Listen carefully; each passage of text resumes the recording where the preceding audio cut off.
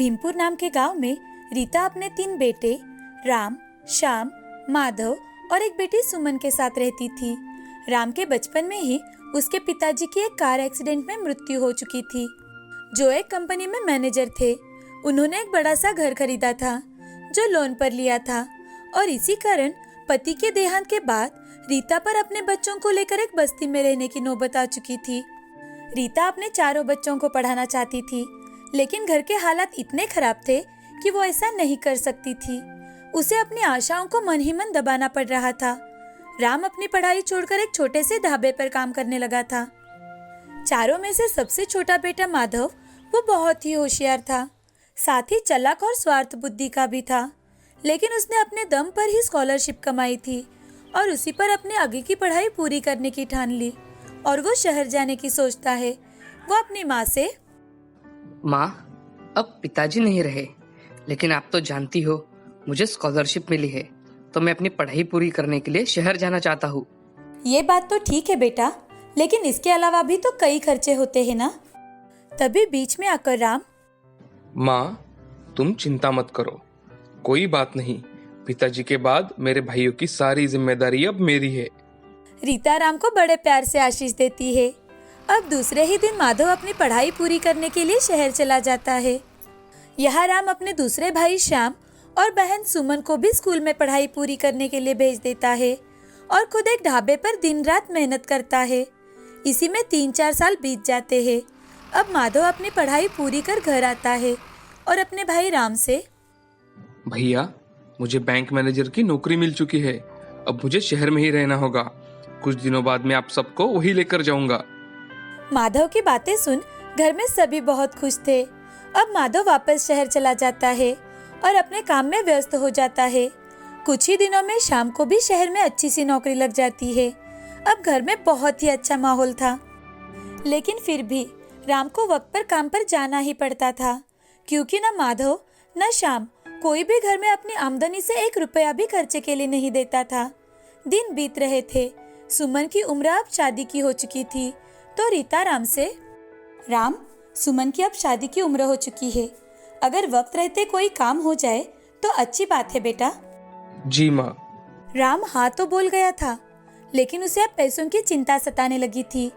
माधव और श्याम के पढ़ाई के लिए राम ने पहले से ही सेठ जी से पैसे उधार में लिए हुए थे। राम मन ही मन, अब रीता की शादी मतलब और खर्चा, कैसे होगा ये सब। मैंने सोचा था माधव को जॉब लगते ही सेठ जी से लिए सारे पैसे उन्हें लौटा दूंगा, लेकिन माधव से पैसे मांगना मतलब नहीं, ये ठीक नहीं होगा। चलो देखते हैं, मुझे अब पहले से और ज्यादा मेहनत करनी होगी। राम वहाँ से काम करने के लिए चला जाता है। अब वो सुबह उठते ही न्यूज़पेपर घर घर पहुँचाने का काम भी करने लगा। उसने थोड़े बहुत पैसे सुमन की शादी के लिए इकट्ठा करना शुरू कर दिया था। एक दिन रीता राम से, राम, सुमन को देखने लड़के वाले आने वाले हैं, आज तुम घर पर ही रहो, माधव और श्याम भी पहुँचते ही होंगे। ठीक है माँ। उस दिन माधव अपनी पत्नी श्यामा को लेकर घर आता है। उसे देख रीता और बाकी के घर वाले चौंक जाते हैं। किसी को कुछ समझ में नहीं आ रहा था कि आखिर माधव किसे लेकर आया है। अब माधव रीता से, माँ, ये आपकी बहू श्यामा है। मैं अपने काम में बहुत ही ज्यादा व्यस्त था और वैसे भी मैंने सोचा क्यों ना आप सबको सरप्राइज दिया जाए। माधव की ये बात सुनकर रीता को बहुत दुख होता है कि माधव ने घर में किसी को उसकी शादी के बारे में कुछ भी नहीं बताया। थोड़ी ही देर में सुमन को देखने के लिए लड़के वाले आ जाते हैं। सुमन को लड़का पसंद आता है और उस लड़के को भी सुमन बहुत पसंद आती है। तभी लड़के के पिताजी, रीता जी, रमेश हमारा इकलौता बेटा है और हम सब इसकी शादी धूमधाम से करवाना चाहते हैं। शादी में जो भी खर्चा होगा वो हम बांट लेंगे। रमेश के पिताजी की बात सुनते ही श्याम और माधव को लगता है कि अब सारा खर्चा उन्हें ही करना होगा, तो श्याम कुछ बोलने के लिए आगे आता है। तभी माधव, अरे भाई साहब, आप कौन से जमाने में जी रहे हैं? अरे आजकल तो लोग रजिस्टर्ड ही शादी करवाते हैं, ऐसे फिजूल के खर्चे करने की क्या जरूरत है? अरे ये आप क्या बात कर रहे हो? बड़ी शादी मतलब फिजूल के खर्चे होते हैं और ऐसे फिजूल के खर्चे करने वाले घर में हमें हमारी बहन की शादी नहीं करवानी। तभी श्याम, हाँ, और नहीं तो क्या, ये फिजूल के खर्चे नहीं तो और क्या है। मैं तो शादी ही नहीं करूंगा। शादी मतलब बाद में भी खर्चे ही खर्चे। अपने बेटे श्याम की बात सुनते ही रीता श्याम की ओर देखने लगती है। तभी रीता माधव और श्याम से, माधव, श्याम, ये सब तुम क्या बोल रहे हो? अरे उन्होंने कोई दहेज तो नहीं मांगा। हमारी भी तो एक ही बेटी है, तो बड़ी शादी में हर्ज ही क्या है? रीता की बातें सुनकर रमेश और उसका परिवार वहाँ से जाने के लिए निकलता है। लेकिन जाने से पहले रमेश के पिताजी रीता से, रीता जी, हम चलते हैं। आप लोग सोच विचार कर हाँ या ना बता देना। रीता और राम हाथ जोड़कर उनके सामने खड़े थे। उनके घर से निकलते ही माधव अपनी पत्नी को लेकर वहाँ से जाने के लिए निकलता है। जाते जाते वो अपनी माँ से, देखो माँ, मैं इस शादी के लिए 1 रुपया भी नहीं दे सकता।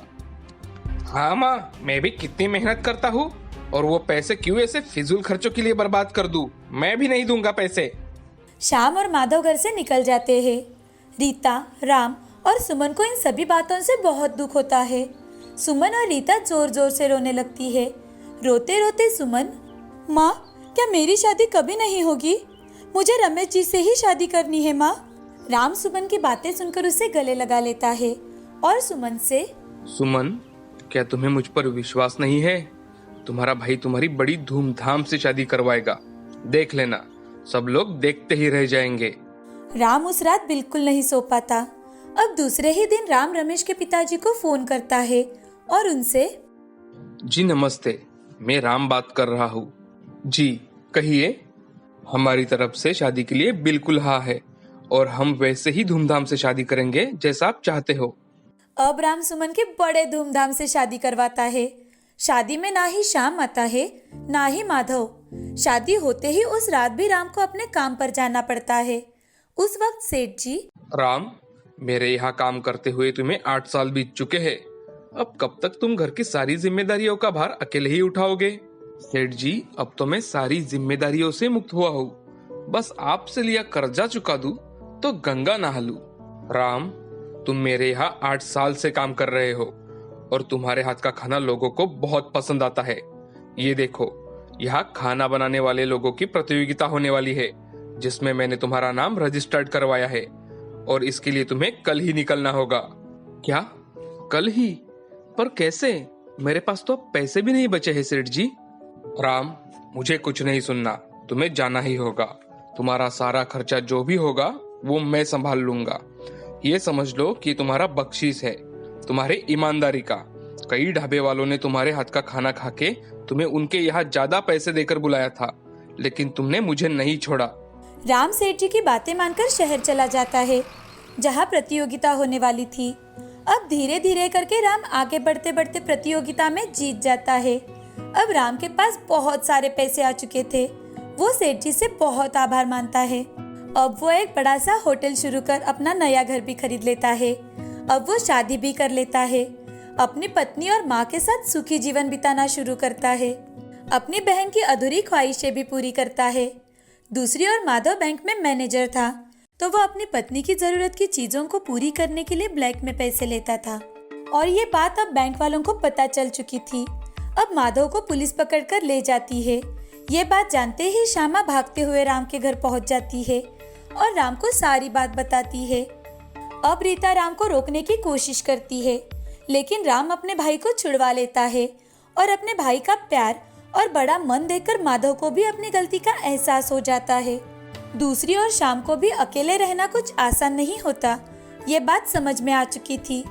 अब श्याम, माधव और श्यामा तीनों भी राम, रीता और बहन सुमन और जीजा से माफी मांगते हैं और अपना जीवन खुशी खुशी व्यतीत करने लगते हैं।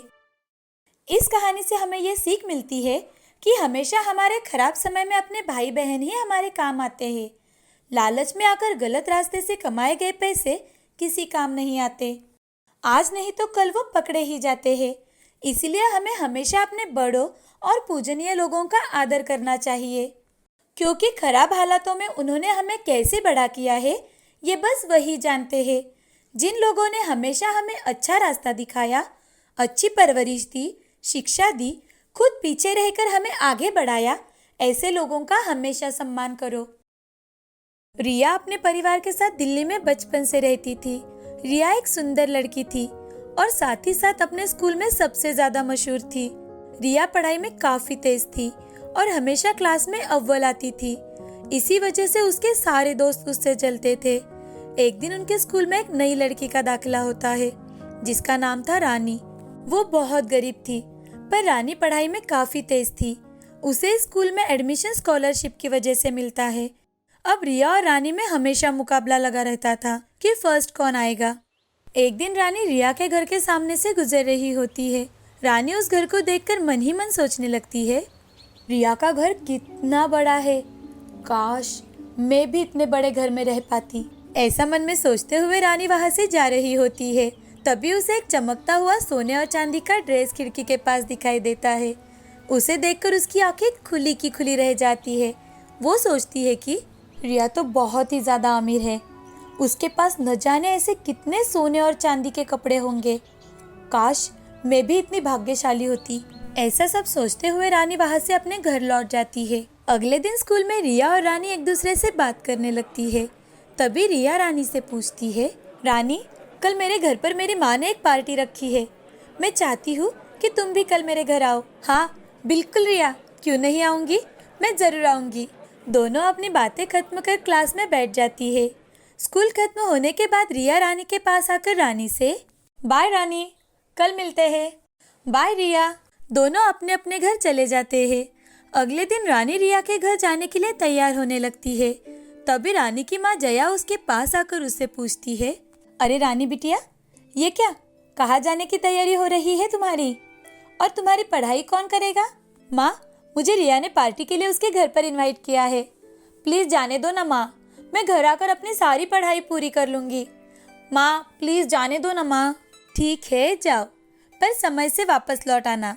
रानी ये सुनकर बहुत खुश हो जाती है। जैसे ही रानी रिया के घर पहुंचती है, वो वहां का नजारा देखकर दंग रह जाती है। वो बस इधर उधर देखती ही रह जाती है। रानी इतनी सारी सजावट और इतने सारे लोग देखकर चौंक जाती है। थोड़ी ही देर में रानी रिया के पास जाती है और रिया से, रिया तुम्हारी माँ ने तो घर को बहुत सुंदर तरीके से सजाया है। नहीं रानी, तुम गलत सोच रही हो, माँ ने नहीं, ये सब तो हमारे नौकरों ने किया है। ओह अच्छा। रिया, मेरे पेट में तो ना बहुत चूहे दौड़ रहे हैं, चलो ना कुछ खाते हैं, और मुझे बताओ तो सही आखिर खाने में क्या क्या है। रानी तुम चलो तो सही, तुम खुद ही देख लेना क्या क्या है। तब अचानक रानी को सोने और चांदी के ड्रेस की याद आती है, इसलिए वो रिया से पूछती है, रिया यहाँ बाथरूम कहाँ है, मैं बस 2 मिनट में जाकर आती हूँ।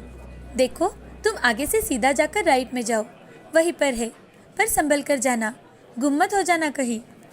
रानी मन ही मन सोचती है, चलो अब मुझे ड्रेस देखने का मौका तो मिला। रानी जानबूझकर रिया के कमरे की ओर जाती है और इधर उधर देखती है, पर वो ड्रेस कहीं नहीं दिखाई देती। थोड़ी ही देर में वो फिर से वापस पार्टी में लौट आती है। अरे रानी, तुमने आने में इतनी देर क्यों लगा दी? यहाँ तो डांस भी शुरू हो गया है, चलो ना हम भी डांस करते हैं। रिया, मैं गलती से तुम्हारे कमरे में चली गई थी। फिर रिया रानी का हाथ पकड़ उसे डांस करने के लिए ले जाती है।